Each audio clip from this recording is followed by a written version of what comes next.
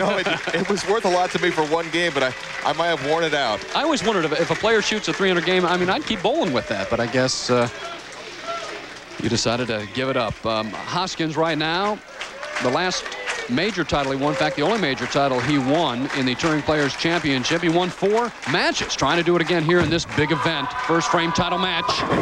Oh, blows the rack.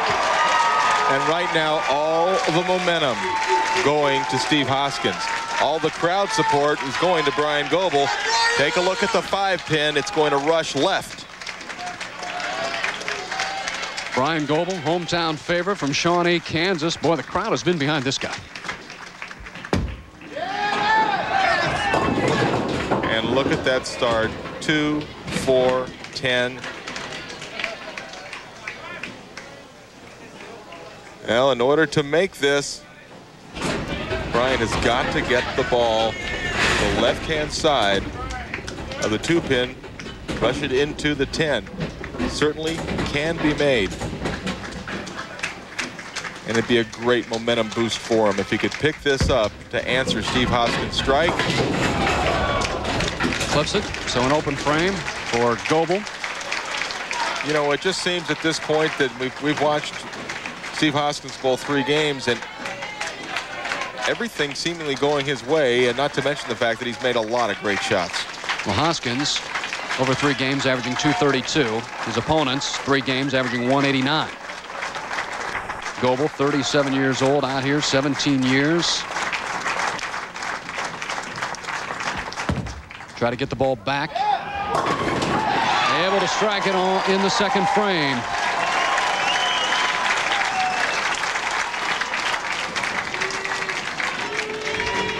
This ball makes the turn back up to the pocket, Phil. And I think a very pleased Bryan Goebel. Hoskins with a strike in the first frame.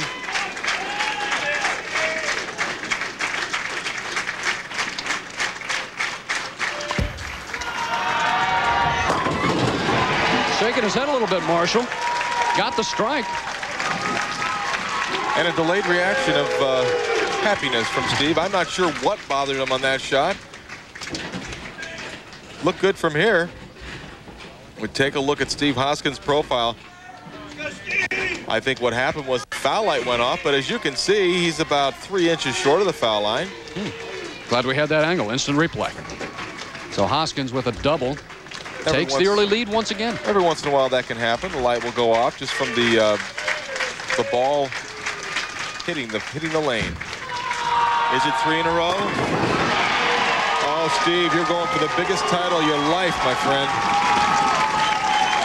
Hoskins 3 in a row. Should he fire a 300 in this title match? Extra 25,000. Steve-Hoskins, high flush in the pocket. Yes. Well, he has put the pressure on each opponent out the gate and doing it again to Bryan Goebel. Came in light last time. That ball left of target and got the ultimate 2-pin off the sideboard kick. And there's Bryan's family, and they're loving that. Kelly and Lauren. Watch the pins. Now watch the head pin as it goes to the sideboard, comes back and kicks out the 2-pin. That was, I don't know if we call that friendly local luck or as Kelly and Lauren watch. And as I said, I crossed in the qualifying with Bryan, and his little girl was so cute. She was rooting on Daddy from the first shot. For 3 in a row. Oh my gosh, look at him take that 2-pin tripper and turn it into 3 in a row, and we've got a match. It just seems that he has some problems on lane 24, and we'll have to find out when he is up next. But Steve-Hoskins again taking another re-rack. Doesn't like the way the pins are sitting, so he takes one of his 2 re-racks that he can, according to our rules. As far as Bryan Goebel is concerned, on lane 24, the last shot was nothing more than just inside. It hit the oil and it slid. Needs to be able to trust the ball. For Steve-Hoskins needs to do what he just did the last frame. He's wired in. Up in the 4th. Opening strikes in the first 3 frames. There's 4 in a row for Steve-Hoskins, and look how loose he is. He's got room out there. That wow. That ball didn't hook. Left of his target. Ball holds the pocket. Beautiful. That's one for Daddy. Way to go, Pops. $60,000 on top, so buy her a lot of candy. No player has won from the 5th seed, and Steve-Hoskins looking to change that. Won earlier this year in the AC Delco Classic in Lakewood. There's 5 in a row. 5 in a row for Steve-Hoskins. He did not qualify 5th. He qualified 4th, but that's coming from the bottoms all the way to the top as he's got a 32-pin lead against Bryan Goebel. Very difficult to do, but then again, the advantage perhaps to Hoskins Marshall because lined up a little bit. Well, absolutely. That's what I mentioned earlier. He certainly has the advantage. If Bryan Goebel can make a good shot on 24 and strike, not a lucky one, he needs a good shot on this lane. He could be in this match. Better, much better, a little slower ball speed. Boy, it's the battle of the kids. Couple of good. It's Lindsay and Lauren going at it. Take a look at the ball coming back into the pocket and a much better shot from Bryan. Certainly in the match, and Lauren loving it. She knows when her dad strikes. So Bryan Goebel now with 4 in a row after an open in the first frame, up in the 6th. That's got a hook. Oh, yes. And now Steve-Hoskins is in for a match. Oh, yeah, this is the Brunswick World Tournament of Champions.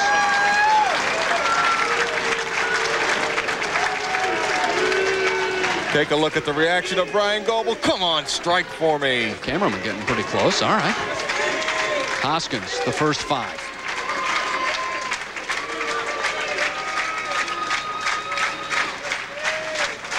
One at a time for Hoskins. 6 in a row, halfway home to a 300 game and an extra little payday of $25,000. And I think you're right, Phil. Not too early to mention that 12 in a row will buy him an extra $25,000. Steve-Hoskins still the more loose of the 2 players. But all it takes is one opening. Starts out with 6 strikes in a row, and he's in a dogfight.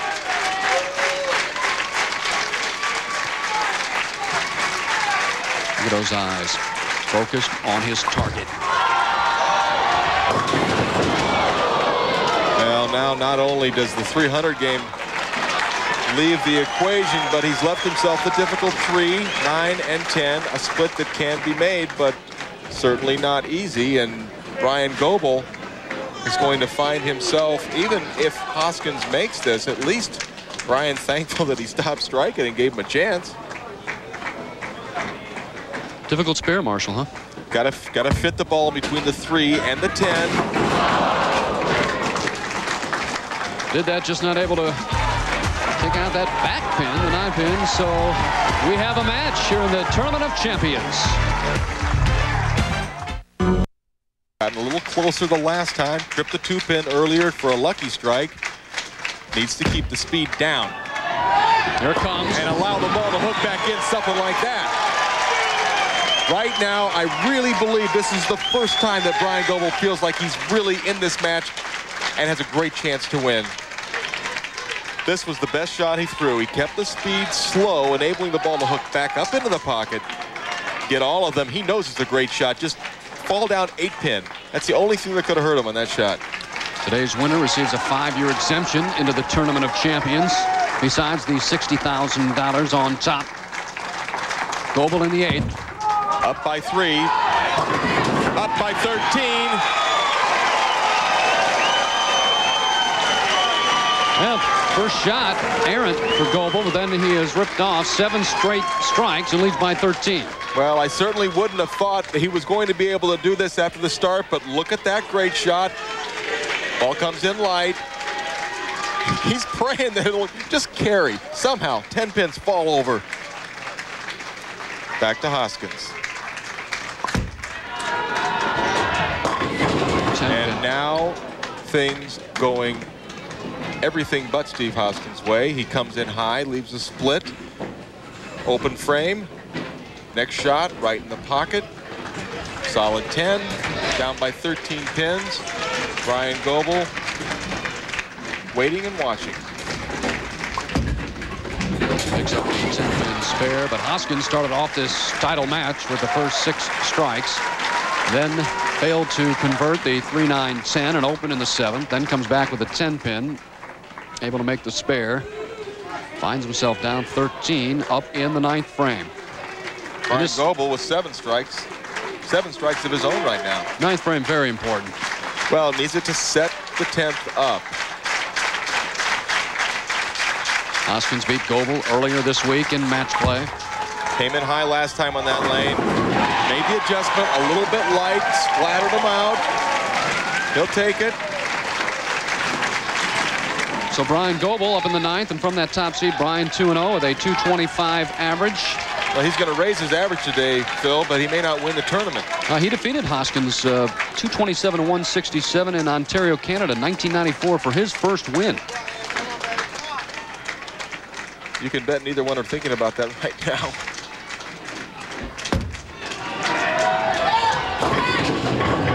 Oh, the light hit, the hit that the reactive balls, these new strong bowling balls, generally carry very, very well. Leaves nothing but the 7-pin as we take a look at the ball going down the lane. There goes the 5. Goes over towards the 7-pin, but something drew some interference and not going to be. We're coming down. The TFC coming down to just the final 2 frames. Both players bowling exceptionally well. Makes the spare. He's up by 12 pins. Now let's set the situation going into the 10th frame. Steve-Hoskins with a possible 255. Bryan Goebel, if he throws 2 strikes and 9, that's 256, and he's your winner.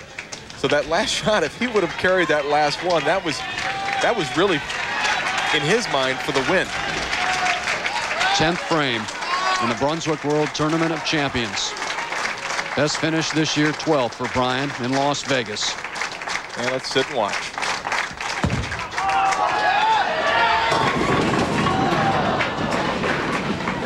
Same shot, a little bit light, leaves the 7-pin. Right now, Steve-Hoskins cannot be shut out. Important for Bryan Goebel to make the spare and then get at least 9 pins for 245.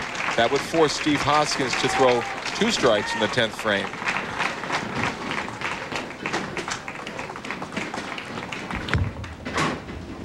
Boy.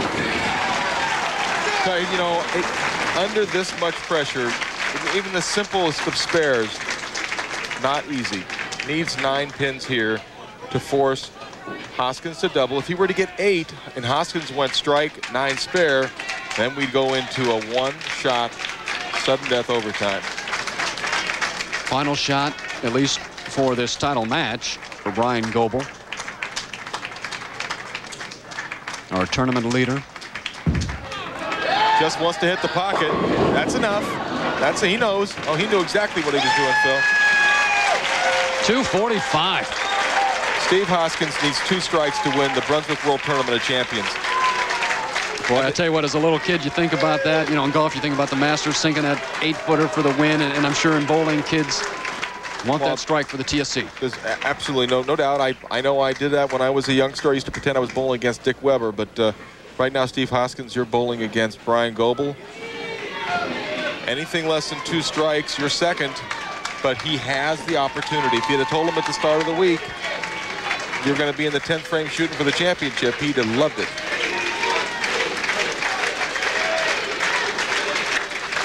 Tenth frame.